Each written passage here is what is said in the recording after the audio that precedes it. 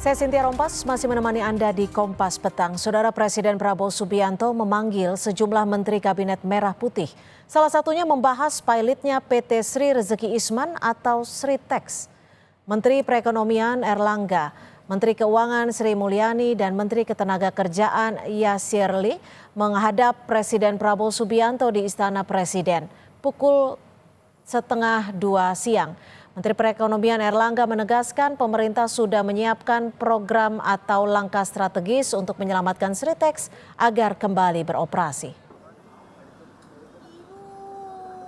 Kita monitor dulu, yang pertama Bea Cukai sudah menyetujui bahwa import ekspornya bisa terus berjalan dan ini dulu pernah dilakukan di kawasan berikat di daerah Jawa Barat. Jadi akan diberlakukan sama sehingga import ekspornya terus berjalan sehingga kondisi perusahaan tidak terhenti. Tapi urgensi untuk penambahan itu apa sih, Pak? Nah, itu tahap berikutnya. Ya, terima kasih. Sekarang kan status daripada kreditnya terhenti karena situasi perusahaan posisinya pilot. Menteri Ketenagakerjaan Yasirli menyebut pemerintah juga menyiapkan sejumlah langkah untuk menyelamatkan nasib dari 50.000 pekerja Sritex. Sebelumnya, Sritex dinyatakan pilot karena terlilit utang yang mencapai 25 triliun rupiah.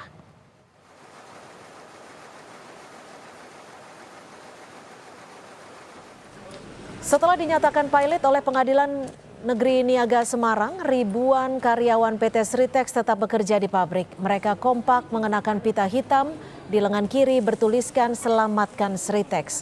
Karyawan berharap pemerintah bisa menyelamatkan PT Sritex dari kebangkrutan, sehingga nasib 50.000 pekerja Sritex bisa terselamatkan. Harapan saya Sritex tetap harus jalan, karena ini menghidupi orang banyak sekali. Setidak-tidaknya membantu pemerintah mengentaskan pengangguran. Coba Sritex ini tutup pengangguran bagaimana? Bukan karyawan saja yang rugi, karena di luar pun orang-orang itu yang titipan sepeda yang berjualan merasa gelisah semua. Ya. Karena adanya nanti apabila Sritex itu berkembang, semuanya akan punya masa depan yang baik. Tapi kalau Sritex itu jatuh, itu semuanya akan menangis. Kami sebagai buruh betul-betul susah itu. Tapi harapan kami ada dukungan dari pemerintah untuk. Lebih lengkap terkait rencana pemerintah untuk menyelamatkan Sritex dari kepailitan dan bagaimana nasib dari 50.000 tenaga kerjanya. Kita bahas bersama Wakil Menteri Ketenagakerjaan Immanuel Ebenezer dan peneliti senior Indef Tauhid Ahmad. Selamat petang Bang Noel, Mas Tauhid, terima kasih sudah bergabung bersama kami di Kompas Petang. Selamat sore. Selamat sore. Bang Noel, ini tadi sejumlah menteri dipanggil ke istana. Betul salah satunya termasuk Pak Menteri Tenaga Kerja dan juga membahas soal Sritex. Ada tidak bocoran dari isi perbincangan ataupun pembahasannya? Tadi siang saya kebetulan rapat pimpinan di Kementerian Tenaga Kerja. Memang beliau dipanggil ke istana, dipanggil Pak Prabowo, Pak Presiden. Hari ini memang saya belum koordinasi dengan Pak Menteri ya, mungkin beliau masih sibuk, saya juga masih sibuk. Tapi substansinya saya yakin sekali bahwa Sritex ini harus tetap eksis, jangan sampai mengganggu kawan-kawan buruh. Karena di Sritex itu ada 50.000 buruh yang menggantungkan hidupnya dan masa depannya di perusahaan ini. Dan kemarin saya juga melakukan kunjungan ke Sritex, coba melihat realita di sana dan saya juga menyampaikan pesan Pak Prabowo terkait buruh Sritex. Kami coba ingin meyakinkan bahwa kawan-kawan buruh jangan sampai ada yang namanya PHK. Dan itu diyakinkan juga oleh Direktur utamanya Pak Iwan. Pak Iwan menyampaikan bahwa di kami Sritex yang namanya PHK, kata PHK itu adalah kata yang tabu. Dan di sana perusahaan ini juga seperti perusahaan keluarga ya, mereka para buruh ini sangat merasa memiliki terhadap perusahaan ini tinggi. Makanya perusahaan ini tidak mungkin kita bangkrut. Bahkan kita lihat buruhnya, pengusahanya punya yang namanya patriotik terhadap bangsa ini. Sikap patriotik itu mereka artinya jalankan dengan tetap menjaga putusan atau usaha. pilihan PHK adalah alternatif terakhir, seperti itu ya Bang Noel ya? Sekali lagi gini, tidak ada kata PHK Oke. dan itu tabu di Sritek. Karena Oke. saya juga makanya saya bilang jangan sampai pilihan kata ini atau Oke. kata-kata PHK ini ada dan saya coba tanya langsung benar. Saya bilang nggak ada Pak. Saya datang kemari atas perintah Presiden. Saya meminta agar kawan-kawan buruh diselamatkan. Baik. Dan manajemen Sritek dan juga direktur utamanya bilang kami akan patuh terhadap perintah Presiden. Dan saya senang sekali jawaban Direktur Pak Iwan bahwa tidak akan pernah ada PHK di sini. Oke, baik, kami Dan tangkap. pasti ini kan Sritek ini kan simbol ya, simbol kita sebagai negara beliau Mas Tauhid, kalau Pengadilan Negeri Niaga Semarang sudah menyatakan perusahaan Sritex ini pilot, lalu bagaimana upaya yang bisa dilakukan untuk menyelamatkan 50.000 karyawan ini? Ya, saya kira pertama ya, secara regulasi tentu saja ini harus maju lagi.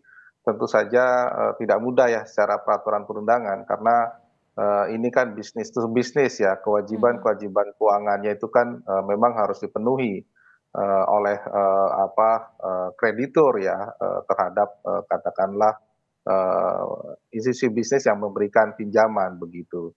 Nah, sementara di sisi lain ini bukan merupakan badan usaha milik negara sehingga tidak mungkin metodenya langsung itu bisa dilakukan. Nah, apakah kemudian dipilih misalnya ada institusi lain yang kemudian memang bisa mengawal proses ini, katakanlah institusi yang di bawah pemerintah, apakah badan usaha milik negara dan sebagainya yang memiliki katakanlah kedekatan bisnis yang sejenis begitu. Nah, ini yang saya kira dimungkinkan begitu sehingga ada perubahan pertama dari sisi regulasi, yang kedua adalah tata kelola maupun bisnis manajemennya, termasuk yang juga paling penting adalah dari sisi keuangan begitu ya. Nah, tanpa ada katakanlah proses itu maka takutnya adalah karena jurangnya sudah cukup dalam, 20 triliun itu angka yang tidak mudah. Iya, 25,2 triliun. 25,2 triliun itu bukan angka yang mudah untuk diperoleh, apalagi dengan anggaran pemerintah yang terbatas ya. Kita tahu bahwa pemberian PMN ke BUMN saja itu melalui mekanisme yang cukup rumit dan perlu persetujuan DPR. Jadi tidak bisa juga pemerintah langsung menangani proses ini secara cepat dan butuh waktu begitu.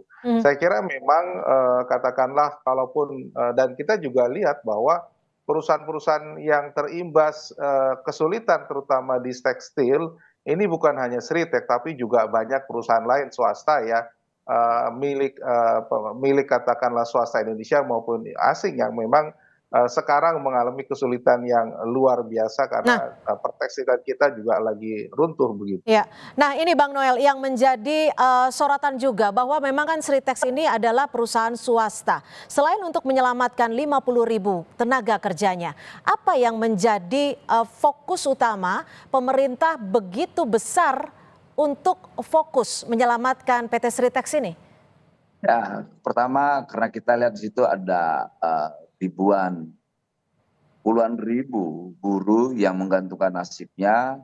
Kedua juga kita lihat efek dominonya juga di situ ada soal rumah makan, warteg, kemudian ojek, kemudian juga kos-kosan.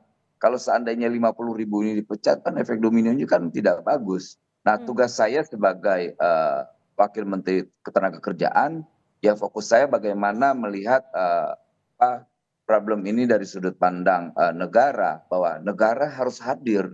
Oke, bahwa ditahan sampai di situ. Jika negara harus hadir, lalu solusi apa yang bisa diberikan? Karena salah satu faktornya adalah ini perusahaan ataupun PT swasta. Ketika perusahaan dinyatakan pilot, maka pemilik tidak bisa lagi menguasai ataupun tidak bisa lagi mengurus kekayaannya. Artinya akan ada sita umum kepilotan. Mana yang harus didahulukan? Membayar gaji karyawannya atau membayar utang yang sebesar 25,2 triliun ini? Oke, harus dipahamin pilot dan bangkrut beda. Gitu. Kalau pilot kan ada problem struktur organisasi perusahaannya. Kalau bangkrut kan memang tidak ada lagi uangnya.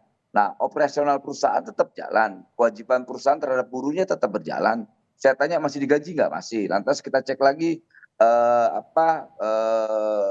asuransi ketenagakerjaan ini jalan nggak? Jalan, dan jalan semua. Artinya tidak ada masalah dalam hal itu.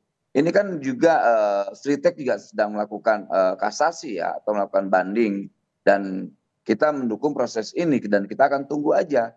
Kalau tidak terlalu kita risaukan. Yang paling penting tugas kita adalah hadir, negara harus hadir tengah ketidakpastian ini. Negara harus mengambil alih dan negara harus memastikan bahwa semua baik-baik saja. Oke, negara harus hadir. Mas Tauhid, apakah ada alokasi anggaran untuk kriteria ataupun model penyelamatan dalam kasus yang dihadapi PT Sritex ini? Ya, biasanya kalau model-model seperti ini berarti kan pemerintah harus menambahkan modalnya ya di satu perusahaan yang kemudian itu diambil alih menjadi salah satu institusi milik negara begitu, dan tidak bisa lagi kalau katakanlah secara operasional masih jalan tetapi memiliki utang yang besar, maka otomatis harus diambil alih begitu, dan kemudian itu menjadi tanggung jawab negara. Problemnya adalah ya di bisnis ini pemerintah belum punya portofolio, ya belum punya portofolio di industri tekstil maupun produk tekstil. Nah, ini ada kesulitan tersendiri. Beda misalnya di bidang energi, di bidang besi, baja, kemudian petrokimia ataupun yang lain. Nah, ini juga menjadi kesulitan sendiri. Jadi, oke, singkat saja, kalau diambil alih artinya pemerintah harus membayar hutang sebesar 25,2 triliun itu? Mau tidak mau begitu. Kalau memang tadi katakanlah menjadi tadi ya kehadiran itu jelas. Kalau kehadiran hanya kemudian menunggu sampai itu mati, maka ya akan sangat sulit begitu ya. Karena yang dibutuhkan kan membayar hutang begitu ya, membayar kewajiban tadi. Begitu. Baik, kami tangkap. Terima kasih Mas Tauhid Ahmad, peneliti senior Indef, dan juga Bang Noel Immanuel Ebenezer, Wakil Menteri Tenaga Kerja Republik Indonesia, sudah bergabung bersama kami di Kompas Petang. Selamat sore.